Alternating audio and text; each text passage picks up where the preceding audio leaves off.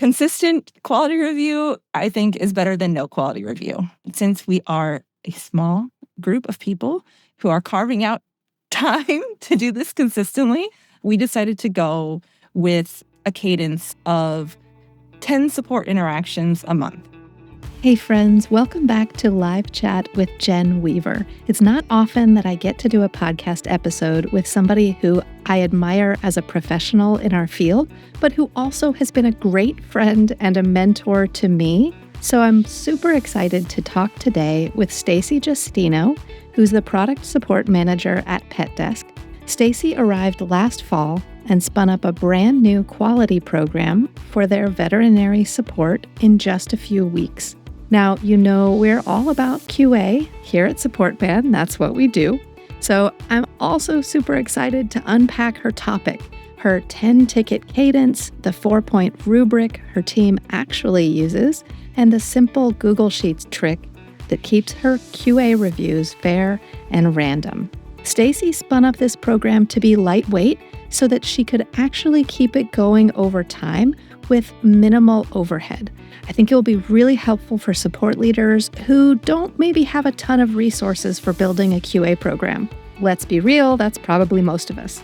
Before we get started though, our QA tool Support Man is what makes this podcast possible. So if you're listening to this podcast, head over to the YouTube link in the show notes to get a glimpse. Support Man sends real-time QA from Intercom to Slack with daily threads, weekly charts, and done-for-you AI-powered conversation evaluations. It makes it so much easier to QA Intercom conversations right where your team is already spending their day, in Slack. All right, on to today's episode. So let's talk about this new feature we're doing on the podcast. It's sort of like a week in the life of a support leader. Just want to lead in with that. Like, what do you do? What are your meetings like? How do you structure your work? What is it like for Stacy in a week at work?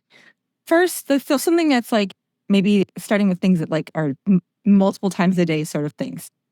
Yeah. Checking on the chat queue, checking out our ticket queues. Is there any ticket that's been sitting there at the top for a while? Let's make sure that somebody gets on that. Oh, we have 6 people waiting in chat. We have wait times above 3 minutes. Let's post in Slack to say, hey, we need anybody who's not on break at lunch or in a meeting to grab a chat. So that's something that's happening, multiple times throughout the day. Beginning of the week, there's, some weekly reporting that needs to get done. So doing that on Monday.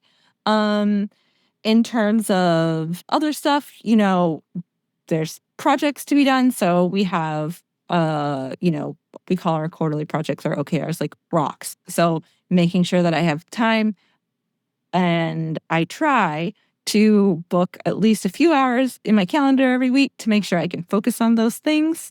And where do you keep that? What is that? Do you do that like on paper or in a notebook? Nice. Same, girl. Yeah. And then I have another colored pen where I check so I can check out the boxes. Of course. Yeah. Colored pens are where it's at. So you're talking about like planning out your week. I'm going to try that out. That simple little, just like writing down what needs to be done today and then this week and with due dates. That's great. I love that. Yeah. So that's helpful for me because I need a friend of mine like today. What is on the list to do today that like needs to get done? And then, so yeah, Mondays is sort of like for weekly reporting that needs to get done. And then I have one-on-ones with each of my direct reports, 30-minute one-on-ones with each of my direct reports each week. So have those sort of sprinkled throughout. I try to put them in like blocks of 2 or 3. So they're not too long of blocks, but that I like am in that mindset. Like, okay, this is my time one-on-one with the people who report to me. So I really aim to be present and not be distracted during those times. And then, of course, we have our team meetings on Tuesdays and Thursdays. I also have a weekly meeting with our senior product support specialist and our product solutions advisor on Tuesdays, as well as a Monday and Wednesday meeting with the support leadership team. So it's with our boss, the senior director of global support, and the support managers of all of the PetVisor / PetDesk support teams. And the other support teams serve other other parts of the business, other Yes. tools. Okay. Yes. We Cool. collaborate a bunch because of the way the products interact with each other. We now have a weekly PetDesk communication support and customer success leadership Oh, meeting, which nice. has been really great. Today, we're doing something a little bit different. We're going to take a deep dive into your QA process for your support team. Will you just kind of get me started on where you work and what the context for the conversation is? Yeah. So I am a product support manager at PetDesk. PetDesk is a company that has multiple products, but I specifically support our PetDesk communications product, which is basically kind of like a CRM for veterinary providers that integrates with their practice management system. And we also have an accompanying app for pet parents. So veterinary provider has our clients that have booked appointments. And then if they have a pet desk communication subscription, we can handle appointment reminders, health service reminders. Oh, Pixie is overdue for a rabies vaccine. And we can send those kind of reminders. And then the pet parent can see all their appointments in the app, see a lot of other information. If the clinic has it set up, they can earn loyalty points or reorder prescriptions for their pet. So that's kind of the scope of what my team does. And we hadn't had a quality program before I got here. And I started at PetDesk in end of October 2024. And so we spun one up. So that's exciting. But putting that aside, the quality program that you created, can you tell me a little bit more about like how you got started? It must have been you saw the absence of a quality program and you thought this is an initiative I can run. Did I get that right? Yes. Yeah. So we already had some loose sort of quality standards. One of our senior product support specialists, those are the folks who do training and onboarding of new people. David, he would always go over sort of quality. What does pet quality mean when it comes to pet desk support, and how do you do that? So we already had a sort of a basis for that. And I was lucky to come into an organization where quality was already sort of emphasized. It wasn't straight up like answer as many tickets as you can. So that foundation was already there. So I wasn't sort of starting from a point of sort of, oh, our quality needs tons and tons of work. We need to put this in place because where we're at versus where we need to be is a pretty big gap. So that was a good starting place. And I think the team, like all of the specialists on the team, were eager for more regular feedback, right? Because basically the feedback mechanisms up until we launched the quality program was, oh, ticket got escalated by a CSM or negative CSAT, right? So, or in the cases where, specialists on the team in their one-on-ones with their manager would be like, hey, I think I could have done better on this. Can we talk about this ticket? So a little haphazard. And not consistent and very reactive. Okay, cool. Yeah. And so you saw a big opportunity to systematize that. Where did you start? Well, I drew on a lot of my previous experiences. So when I was at Big Fish Games, I ran the quality team within the customer support team. So you have some experience with that. Yes. And also at Wistia, I spun up a quality program there. So I was able to take a lot of what I'd found success with in the past, and we decided to sort of start with what the quality guidelines were already in place, right, for the team. So what did they get? What did we cover in training? What did we have in our one guru card around quality? And rather than sort of totally rework it, but then I incorporated some of the things that I found pretty important and foundational in a quality rubric. And then since the folks doing the reviews are the 2 managers and 3 senior product support specialists who, spoiler alert, we all have a lot of responsibilities already on our plate. So I had to really wanted to focus on something that was something we could do and deliver on consistently. So I know a lot of organizations, especially ones with a dedicated quality team or that are using software that enables you to do things a little more easily. I know that those orgs tend to do like a percentage of total interactions, right? But since we are a small group of people who are carving out time to do this consistently, we decided to go with a cadence of 10 support interactions a month. So 2 QA reviews each month, 5 tickets in the first review, 5 tickets in the second review, so that people get regular feedback, but it's not too cumbersome for the folks doing the reviews. Yeah, that makes total sense because you don't want you're trying to initiate this program and get buy-in, and you don't want people to, feel overwhelmed and feel like it's an addition to their workflow. But that brings me to a burning question a lot of people have about QA. How do you choose which conversations? Is it the ones with negative CSAT or is it random? That is a great question. I am in the camp of it should be random, but with some parameters to make sure that you are selecting tickets that are sort of representative of the work that they do, right? So in our case, we have live channels. So we have folks who do phone support and tickets, and folks that do live chat support and tickets. And the phone volume and the chat volume is greater percentage than the ticket volume they handle. So for folks who are working live channels, we pick over the course of the month for the first QA, we will pick 3 chats or phone calls, depending on which channel they are on, and then 2 email tickets. So that's kind of how we make sure that it's representative of sort of their work over the course of the month.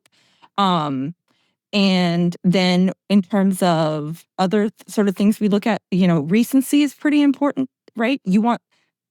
I always want the person whose ticket is being reviewed to be able to remember that ticket, right? Of course. Yeah, that makes sense. And so if you pick a ticket that they handled in the beginning of the month, and this is their second QA review, then it's not as impactful, right? So I have so we're using Zendesk, and so I've created a report in Zendesk. Unfortunately, I have to create 2 reports, one for chats and one for tickets because of how the data sets work. But we look at tickets that were solved within the past 7 days and exclude some ticket types. Like we have a not for support ticket type where it's meant for another team, or we're just escalating to the CSM. I haven't gone too far into adding more filters, but that is sort of how we select them. And then I make sure that the ticket created date is the day after they were emailed their feedback, so that we're reviewing tickets that they interacted with after their last round of feedback. Yeah, so it's not reaching back into the past. So you have these sets of time that you're QAing. That's really interesting. And it's the filters you're using are essentially it needs to be a recent conversation and it needs to be representative of wherever they're working. So email and chat or email and phone. That makes total sense. And so just to get a handle on what you're working with, what's the typical volume of tickets or total conversations that your team is handling? On an average month, a single support specialist on our team probably is doing between 350 to 400. So it's like a pretty small percentage that we're looking at over the course of the month. But consistent quality review, I think, is better than no quality review. Yeah, absolutely. And especially it makes sense to me that you're starting this program with you don't have a QA team, right? And so you're being very mindful of the workload that the managers, you said it's team leads and managers who are doing QA? Senior product support specialists. They're kind of like a tier 2 type role. Okay, that makes sense. They've been there a while. They know what a good ticket looks like. Exactly. So as far as the people who are doing QA, it's the senior specialists. What about who receives QA? Is it everyone or is it new people? All specialists, like we have level 1, level 2, and then we have our senior product support specialists. So all level 1 and level 2 folks get QA. The way we've sort of mapped it out is you don't get QA during your training and onboarding. And then we recently just decided that for that first month post onboarding, the QA will be done by the senior product support specialist, because those are the folks that they've been interacting with the most. And then after that first month that they're like fully trained, then, and they'll also deliver that feedback, right? And then the next month, it depends on how we've sort of assigned who's going to QA who for the month. But then the manager will be the one who has that feedback session going forward, because then they'll already have a couple one-on-ones under their belt with their manager and have built some rapport before the manager takes over that QA feedback. Yeah, so I'm getting a picture of a really gentle process for everyone, right? Yeah. It's gentle for the folks who have onboarded, it eases them into it, and then it allows them some time with their manager to kind of just gain rapport and get to know them before they start doing QA with their manager. Exactly. Yeah, that makes total sense. And is it the senior specialist who does training? Like, are they doing onboarding of the new team? Okay, so it's an extension of training. Exactly. Okay. Yeah, exactly. That first month getting sort of folded into the QA process is sort of that extension of training. So you've just launched this program. If I'm a customer support leader who's looking ahead to a team that doesn't have a quality program, what would you say is the biggest mistake I'm likely to make that you could maybe help me avoid? Well, I think the first thing would be like focusing on like negative CSATs, because I think that's what people think they should do, but that's not really representative of probably the majority of their work. And so I think it's still important to review those. And I think that I was actually just having a conversation earlier today with someone about this and say, hey, I think that if you want to review those against your quality rubric, that's perfectly good and okay. But like if their quality score is going to be part of their performance guidelines and performance expectations, that is not fair and equitable to have your like ticket selection criteria be all negative CSATs plus a handful of random ones, because that's going to tank their score and is like I said, not representative. So like to me is making sure that that's one of the things keys to success is the quality, the tickets you're reviewing really should be as close as you can be representative to sort of what they're handling in a given month, like on like a percentage scale, right? Like, so I didn't cover this earlier, but one of the other things too is since we don't have software to do this, I export this into Google Sheets, but Google Sheets has a really cool feature where you can randomize a range. So you just copy all of the rows that you want to do this to, and you right click. In the very bottom, there's like additional options. I think it's something like that. And it says randomize range. And so I just filter by the one specialist, randomize range, and then click through the tickets like top down because they're in a random order. I do That's sort of genius. look into them. Yeah, I figured that out like 2 months ago when I was first doing this. I was like, there's got to be a way to do this. Because I was trying to use the random function, but that's annoying because it refreshes. And so you have to like use the random function, copy and paste this value, and then sort. And so this was much easier to do. Yeah, that sounds great. You and copy it then- into a new sheet so that you're Yeah. working with separate data. Yes. Yeah. And so what I also do is I'll click through those tickets because of certain situations with our software, we get a lot of tickets from providers who are reaching out to support to say, hey, can you update this client's phone number? Can you update this client's name? And so that's a big percentage, but that is the one case where it's like the tickets I'm selecting aren't maybe quite representative of like 30% of our tickets are these account modification tickets, but I don't want to QA 30% of their tickets being those because those are sort of very much standard, use a macro, update a thing in our tools. So I try to make sure that there's a balance of like not all of one ticket type because that's not helpful to them. So still random in terms of still going top down, but what I'm kind of working through now is now that I've gone through this for a couple months, let me add to our guru card about support interaction selection criteria. And I want to put that in there because I think one of the things to your question is transparency, like being really transparent about the process. So the cadence, the support interaction selection criteria, all of that stuff is in our guru card about our quality program that everybody has access to. So speaking of transparency, do you feel like it's always a good idea to do QA more privately? So if I'm giving a specialist feedback, what are the pros and cons to doing that in a DM or in a meeting versus maybe sometimes shouting it out that the specialist has done a great job and putting that in a team channel? Do you have thoughts about that? I think there's situations where both of those are probably good mechanisms. I think the one-on-one session just gives them this face-to-face time to get to talk through it. And I think one of the things that also I think is really important is you need to give like mechanisms, and your team really needs to feel that if they don't agree with something, that they can bring it up, right? So that to me is better, and you can establish that sort of rapport in like a one-on-one session. But I think as like a team culture, shouting out when people do a really great job is something that should be happening, right? So like we have 2 team huddles every week, and in the first one of the week, I always do a CSAT shout out. So, and one of the great things about having a quality program when you do that is you can call out things that are in your quality rubric about what that person did really well. So that's the other thing I think to make it successful is everybody needs to really understand and buy into your rubric. I love that you mentioned this rubric. I would like to dive into what your rubric is, how you determined it. Is that something that came from your previous work, or did you kind of tailor that to your new company? Both.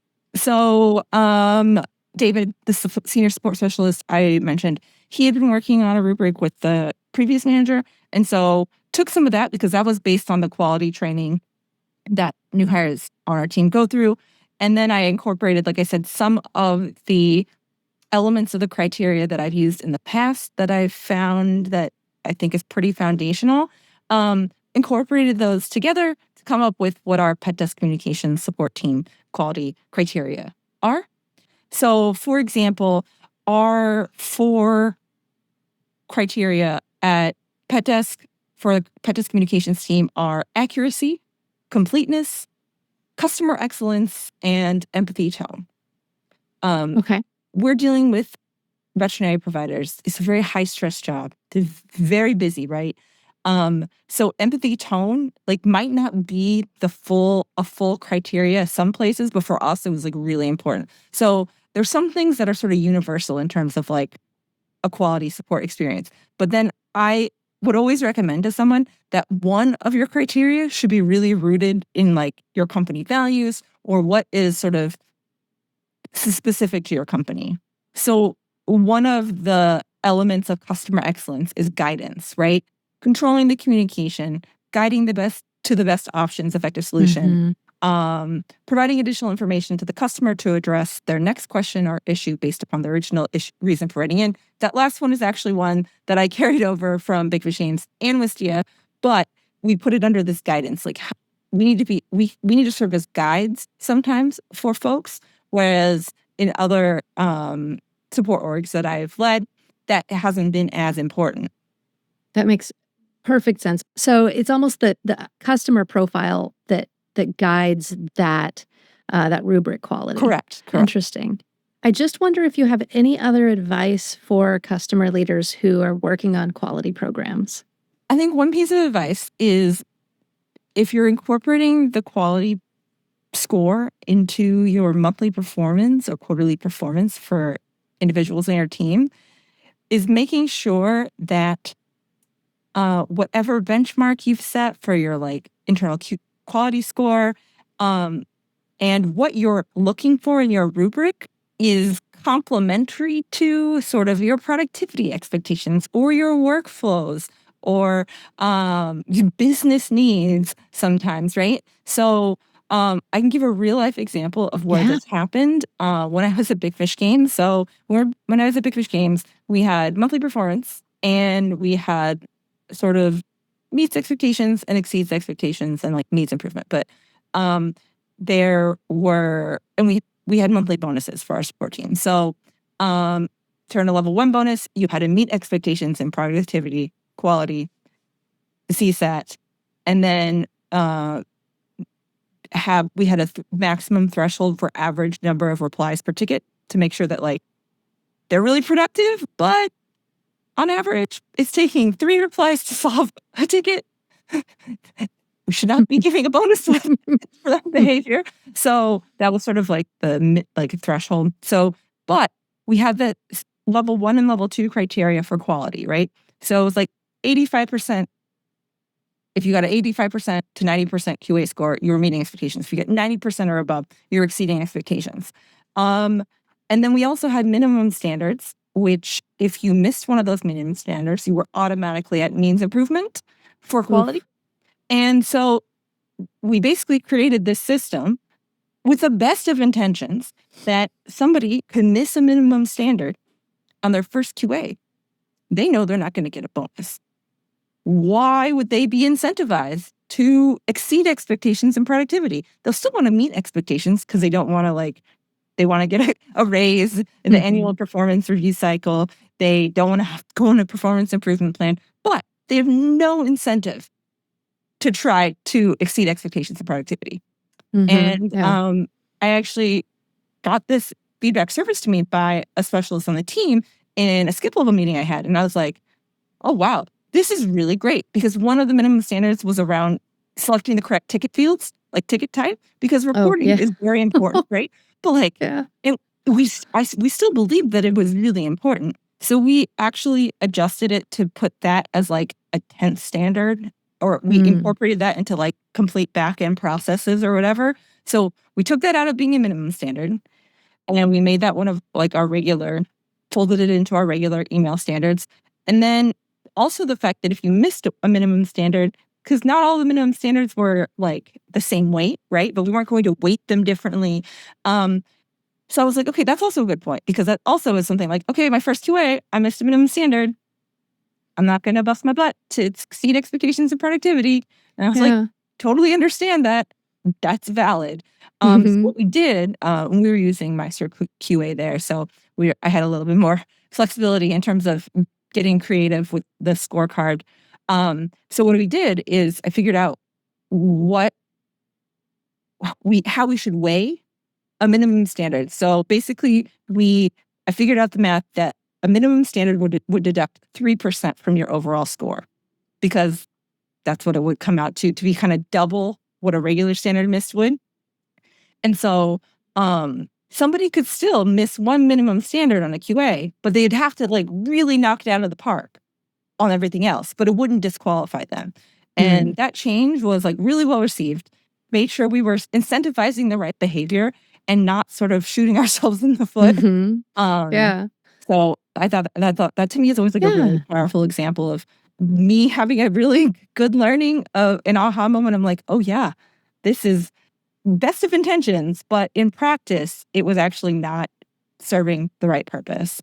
Yeah. And what's really stands out to me about that is that you found this out in a skip level meeting. And it really highlights to me the importance of leadership listening to frontline specialists and really taking time with intention, digging into what is your working life like? What are these well-intentioned programs that we're creating doing to your daily life? And how does that motivate or not motivate you? Exactly. Yeah, I love that. In terms of cadence, if somebody is like fully trained and doing well and they meet their internal quality score, the next month we'll only look at 5 tickets. And so it's sort of like, it helps keep the workload manageable, but it also is something that somebody could be working towards, right? Yeah, so it's elastic. You grow the number of tickets as needed or shrink them as needed as people demonstrate. Yeah. And I think like if we had a big fundamental change in the product or new features, and then we would potentially feel like, okay, this month everybody's going to get 10 tickets QA because there's been a lot of change. We made some significant shifts in process, and we want to make sure that like everybody's sort of moving forward with the new processes. And so that's a way to kind of do that. And then one other thing that I could maybe foresee in the future is certain months we might do sort of a sprint where maybe we know that our account related tickets, account modification tickets are always really, really good. So we're going to focus on like technical issues this month, right? But you're doing that for everyone. And the thing that you might want to do, though, is like, okay, if it's part of their performance metrics, maybe we say like, hey, let's look at how everybody did. And if the team average is way lower, then maybe for this month, we adjust what that like internal quality score goal is, because it goes back to being fair and equitable and transparent. And if everyone is experiencing the same thing, then something's clearly going on. Exactly. I love the emphasis on fairness and making it work for your team's workflow as is. I think that's probably why it's been successful. Thank you so much for being here. I just really appreciate you. I have adored working with you. You're one of my favorite people. So I'm really glad. Aw, thanks. That's Stacy's setup story in a nutshell. Here are the steps that you can take back to your team. 1, 10 interactions, 2 reviews every month. Keep it lightweight. 2, random, recent, and representative ticket picks. 3, a 4-pillar rubric. So keeping that lightweight, make it simple. Hers is accuracy, completeness, customer excellence, and empathy. 4, private coaching for anything that maybe doesn't go perfectly, plus public kudos for what goes well. 5, shrink to 5 tickets if an agent is crushing it. Bump back up if things change. So only offering QA where it's really needed. If, as you listen to this podcast, an idea landed, or if you're using this process in the future, please share this episode with a fellow support leader and drop us a quick review and a subscribe. Until next time, keep leading with clarity and with care. See you soon.